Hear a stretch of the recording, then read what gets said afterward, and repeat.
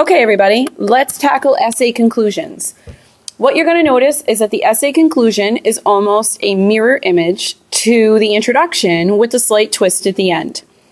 So using the same type of structure, but in reverse order, we're going to take the conclusion and we're going to see how it starts very narrow and opens up to something that's wider.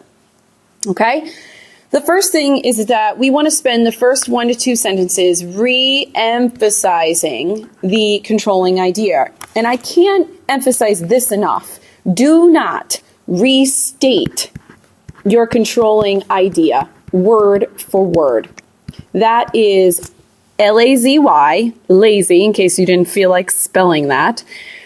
But just stylistically, it's boring, and it doesn't really do much for the reader. It makes the reader bored. They've heard that statement before. Now they've read 2 to 3 body paragraphs from you, and they know information now that they didn't know before. So you can re-emphasize it in a way that solidifies what you were thinking earlier, but delivers it in a way that only people in on this new secret information are aware of. It's kind of like now you're in the club. Now we can explain things to you in a different way. So we'll see 2 examples of that. The other thing is now you want to spend the next 2 to 3 sentences revisiting the content of the essay.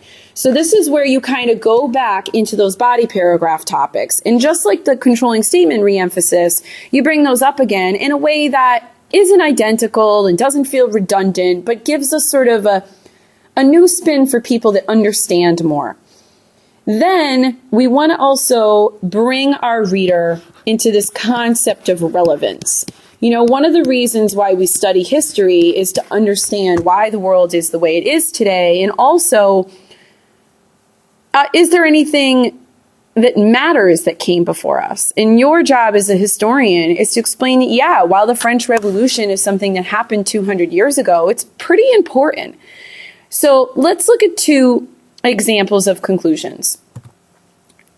So here's one that says, a poor economy, taxation, and an unsatisfactory government all aided to ignite the flame that would be the French Revolution.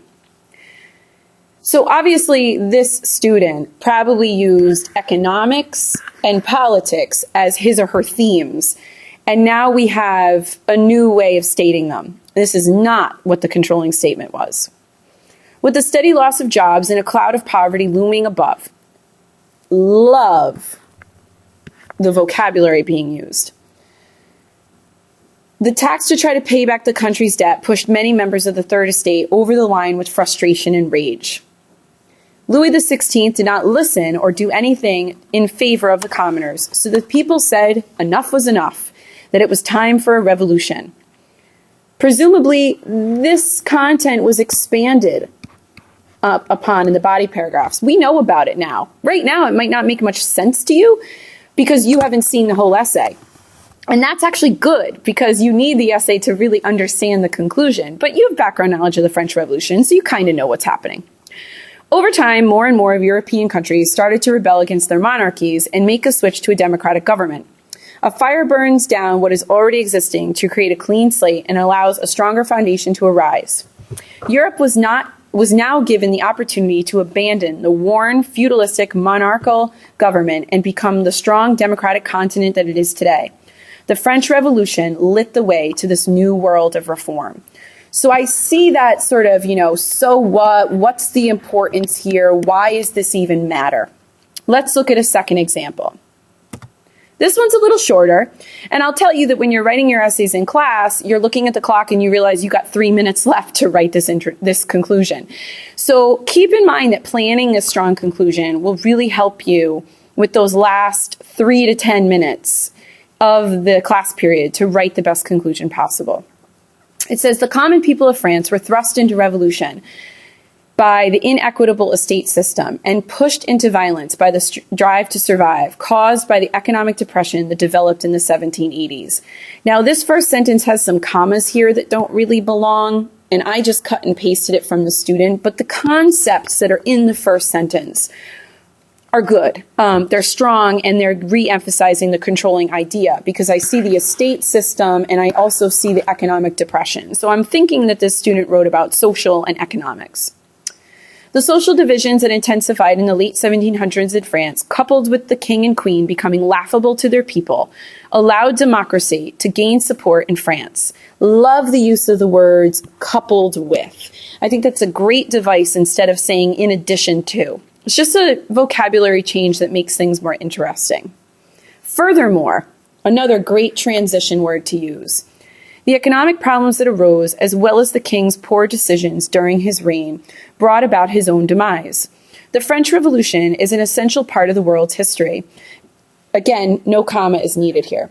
Because the period of chaos that began with the storming of the Bastille in July of 1789 allowed new democratic ideas to take hold, which are still present in Western Europe today.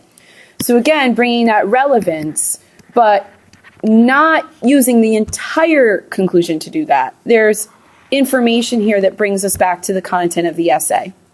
So once again, when you're planning your conclusion, think about this structure, re-emphasizing the controlling idea, not restating it. You people that love to cut and paste the controlling idea at the end, you do not engage anyone when you do that. So take off the training wheels and create a brand new sentence that is even better than you planned before. The next thing is that you're going to revisit the content of the essay, but in a slightly new way because your reader's knowledgeable now. The last part of your introduction is to get at so what? What's the impact? And, leaving your reader certain of those controlling ideas is really important. And you can add that on in the end. If it really links well with that relevance factor, you can sometimes do both of this together. So when we look at our conclusions, we're thinking on the high end here, we're thinking about 2 plus 3 plus 2, that's 7, and maybe one more sentence. So about 8 sentences, maybe 6, but we're shooting for about 8. Remember those 2 examples we looked at? Go back, listen and read them again, and plan your conclusion accordingly.